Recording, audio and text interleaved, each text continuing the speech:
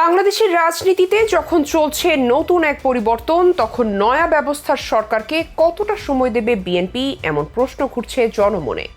এমনকি বিএনপির নেতা কর্মীদের থেকেও আসছে নানা বার্তা। কবে নাগাদ হবে নির্বাচন, সে অপেক্ষায় সবাই। এদিকে সদ্য বিদায়ী প্রধানমন্ত্রী শেখ হাসিনার পদত্যাগের পর ক্ষমতা গ্রহণ করেছেন অন্তর্বর্তীকালীন সরকারের উপদেষ্টা মণ্ডলী। কার্যত 17 জন উপদেষ্টার হাতেই এখন দেশের পূর্ণ ক্ষমতা অর্পিত হয়েছে, যাদের উপর ভর দিয়ে আগামী কয়েক মাসের সরকার ব্যবস্থার রূপরেখা কার্যকর করার প্রক্রিয়া চলছে। যদিও এই সরকারকে দীর্ঘমেয়াদী করতে, অর্থাৎ 3 থেকে 6 বছর পর্যন্ত লম্বা করতে ইঙ্গিত দিয়েছেন বৈষম্য বিরোধী ছাত্র আন্দোলনের সমন্বয়করা।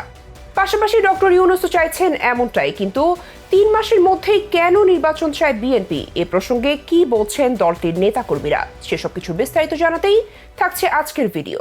বাংলাদেশের রাজনীতিতে যে বিশাল সংকট চলছে তা দীর্ঘমেয়াদী হতে পারে বলে আশঙ্কা করছেন অনেক রাজনৈতিক বিশ্লেষকরা। মূলত যেখানে সাংবিধানিক নিয়ম অনুযায়ী অন্তর্বর্তীকালীন সরকারের কোনো আইনি ভিত্তি নেই, সেখানে তা গঠন করা হয়েছে তড়িঘড়ি করে। অন্যদিকে তত্ত্বাবধায়ক সরকারের ব্যবস্থাও নিষিদ্ধ করেছে বিদায়ী শেখ হাসিনা প্রশাসন। ফলে এমন এক সংকটময় মুহূর্ত তৈরি হয়েছে বাংলাদেশের রাজনীতিতে, এ যেন শাঁখের করা। যাই করা হোক না কেন সেটাই অবৈধ। ঠিক যেমন নবগঠিত অন্তর্বর্তীকালীন সরকারও, যদিও এখনো পর্যন্ত তাদের বৈধতা নিয়ে কেউই প্রশ্ন তোলেনি। এদিকে গত 10 আগস্ট তড়িঘড়ি করে প্রধান বিচারপতি সহ মোট 6 জনের একটি দলকে পদত্যাগে বাধ্য করে ছাত্র জনতা। মূলত বিচারপতিরাই ছিলেন এই সরকারের বৈধতা নিয়ে প্রশ্ন তোলার একমাত্র আইনি দাবিদার। ফলে এরই মধ্যেই তাদেরও পদত্যাগ করতে হয়েছে। এদিকে 3 মাস নাকি 6 বছর, কতদিন মেয়াদ হবে অন্তর্বর্তীকালীন সরকারের, তা নিয়ে ধোঁয়াশা কাজ করছে জনমনে। বিশেষ করে বাংলাদেশের জাতীয়তাবাদী দল বিএনপির কাছ থেকে অতি দ্রুত, অর্থাৎ 3 মাসের মধ্যেই নির্বাচন দেওয়ার আহ্বান জানানো হচ্ছে। দলের ভারপ্রাপ্ত চেয়ারম্যান তারেক রহমান থেকে শুরু করে মহাসচিব মির্জা ফখরুল ইসলাম আলমগীর এবং ব্যারিস্টার রুমিন ফারহানা পর্যন্ত সবার কাছে আগামী 3 মাসের মধ্যে নির্বাচন দেওয়া অত্যন্ত জরুরি। তবে বাংলাদেশের সংবিধানে অন্তর্বর্তীকালীন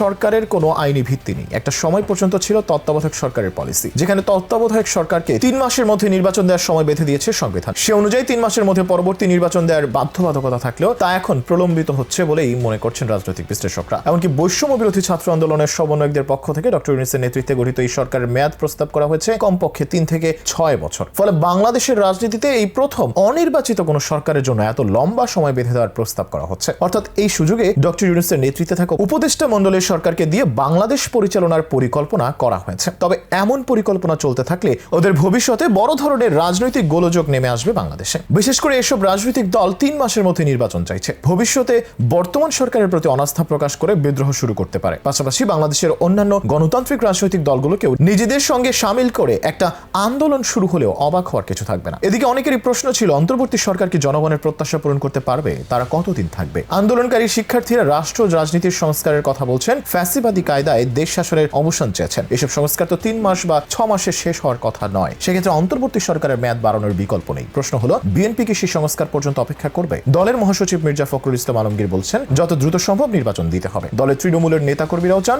দ্রুত নির্বাচন হোক। অন্যদিকে উপদেষ্টাদের কেউ কেউ সময় নেওয়ার কথা বলছেন। তারা মনে করেন স্বল্প সময় কিছুই করা যাবে না। শপথ নেওয়ার আগে একজন উপদেষ্টা বলেছেন অন্তত 2 বছর সময় লাগবে রাষ্ট্রীয় প্রতিষ্ঠানগুলো ঠিক হতে। এছাড়া সংবিধানের 123(3) খ অনুচ্ছেদে বলা আছে, মেয়াদ অবসান ছাড়া অন্য কোনো কারণে সংসদ ভেঙে যাওয়ার ক্ষেত্রে পরের 90 দিনের মধ্যে নির্বাচন করতে হবে। আর এসব দিক বিবেচনা করেই আগামী 3 মাসের মধ্যে জাতীয় নির্বাচনের আহ্বান জানাচ্ছেন বিএনপির কেন্দ্রীয় নেতাকর্মীরা। কারণ বর্তমানে বিএনপির জন্য জনমানুষের যে সমর্থন রয়েছে এবং আওয়ামী লীগের অনুপস্থিতিতে বড় ম্যান্ডেট পাবে বিএনপি, সে প্রত্যাশাও আছে তাদের। পাশাপাশি 3 মাসের মধ্যে নির্বাচন দেওয়ার বাধ্যবাধকতা আছে সাংবিধানিকভাবেই। তবে এখন আগামীতে কি করেন সদ্য গঠিত অন্তর্বর্তীকালীন সরকারের উপদেষ্টারা, তার জন্য অপেক্ষা করতে হবে। এখন দেখার বিষয়, তারা কি সংবিধান লঙ্ঘন করেন নাকি সংবিধান পরিবর্তন করেই আগাতে চান সংস্কারের দিকে।